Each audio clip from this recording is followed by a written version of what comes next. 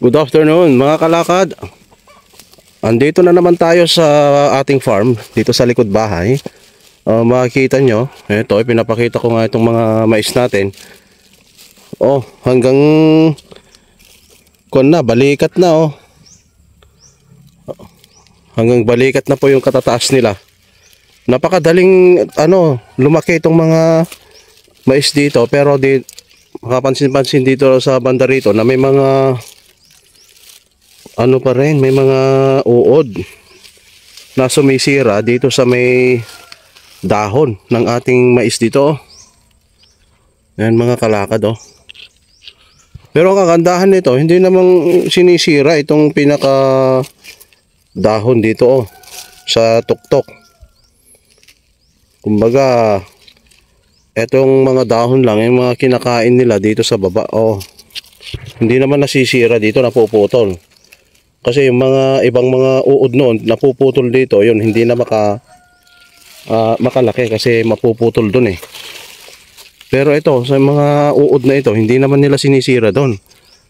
Ayan mga kalakad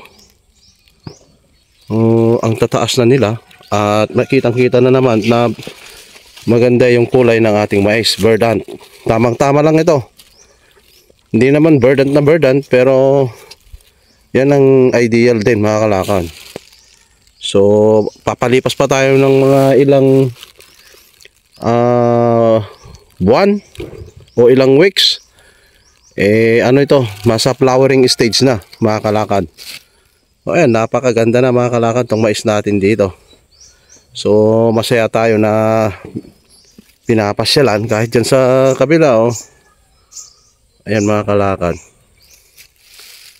Alright, ayan lang ang ating update dito sa ating maisan dito sa likod bahay. At dumako naman po tayo dito sa bandang piggery mga kalakad, wherein susulyapan lang natin dito. Wala yung hagdan dito kukunin natin yung hagdan dito, hagdanan, para gamitin sa pagkuha ng kalamansi So ayan, medyo nandun sa malayo. Huwag na muna tayong pupunta dun, sisilip dun sa babuyan. Kukunin lang natin yung hagdan sana na kawayan, pero wala naman dito mga kalakad. Wala. Silipin natin yung Cagayan River mamaya kasi masyadong malaki yata mga kalakad. Wala dito yung wala talaga. Hinahanap natin yung hagdan na kawayan mga kalakad at kukuha tayo ng kalamansi, pero wala. So dito wag na nating silipin yung mga baboy para limited lang yung nag-a-access doon at hindi sila ma-infect ng kung anumang virus na pwedeng kasama natin mga kalakad. At yun ang siyempre makakasira sa ating mga alaga. Dito, kapansin-pansin dito mga kalakad Bakit ito may mga tae ng ibon dito? So dito siguro dito sa tapat na ito diyan sila natutulog pag gabi. So pwede nating ilawan yan pag gabi mga kalakad. Right? And then dito silipin lang natin sana yung Cagayan River. Ayan. Update tayo dun sa may Cagayan River sana. Pero medyo malayo. At kukuha pa tayo ng kalamansi ni Bunso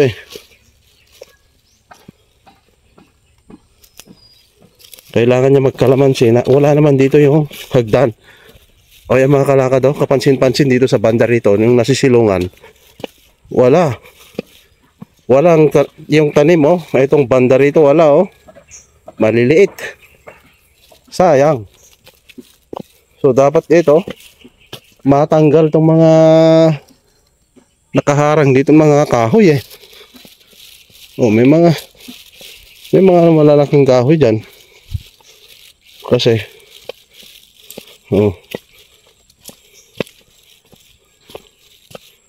ay mga kalakad, Ayan, tignan nyo. Ito yung mais natin dito. Kaganda na, maganda. Dito sa may pinaka ano niya, gilid. Nahuli talaga to kasi nagkulang ng binhi mga kalakad. So ibang variety po ito na ilagay dyan. So may mga tanim pa dito na mga talong. Ayan o. May tanim tayong dyan talong. Siyempre pagka lumaki ang mga yan at namunga, source ng ating gugulayin o kakainin na ilulutong mga gulay. Pagkukuhanan ng mailulutong mga gulay mga kalakad. Alright. So dito tayo. Punta tayo dun sa may kalamansi. Yun, sa may gitna. Yun ang kalamansi. So eto na mga kalakad ang ating kalamansi dito. Yung nag-iisang kalamansi natin. Dito sa may bukid. Meron din kalamansi dun sa may bahay. Kaya lang naubos na po yung bunga. Eto nagkalat dito sa baba oh. Masayang lang mga kalakad oh. Hindi na harvest kasi. Ang daming kalamansi kaya nan. Eto oh. Tingnan nyo oh. May mangilan-ngilan na lang natitira. Ayan. So yan ang kukunin natin mga kalakad. At ipanjujus natin kay Bunso kasi medyo ano na naman yung kanyang ubo. Malala yung kanyang ubo. Kailangan niya magkalamansi juice mga kalakad. Ito. Right. Waakyat lang tayo. So kailangan natin akyatin para makakuha tayo ng bunga mga kalakad. Ayan mga kalakad, konti lang yung nakuha natin. Oh, may ano pala, paro-paro pa oh. Konti lang yung nakuha natin mga kalakad kasi nasa mga dulo-dulo, wala tayong kakapitan at saka nakakatakot umakyat. Saka medyo mabigat na itong katawan natin mga kalakad. Kailangan meron talaga tayong hagdan na kawayan pero hindi natin nakita. So tignan nyo gaano kalalaki na itong mga mais dito. Oh, lampas tao na mga kalakad. So malapit ng ano to mamulaklak. Itong mais na ito malapit na silang mamulaklak kasi lampas tao na mga kalakad. Oh, Makati. Siyempre normal sa mais Makati. Ayun. Nakalabas na tayo dito sa may gilid. Mga kalakad, tignan nyo itong ano namin dito. Kaya sabi nila na mayroong healing effect daw ito. Or healing power itong talahib na pula. Ayan.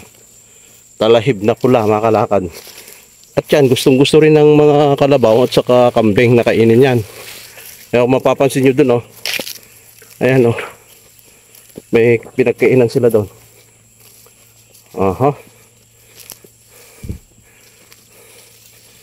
Alright. Pauwi na tayo. Ito lang nakuha natin. Pero okay na yan. Bukas hanapin natin yung hagdan. At haharvestin na rin natin yung mga nandun.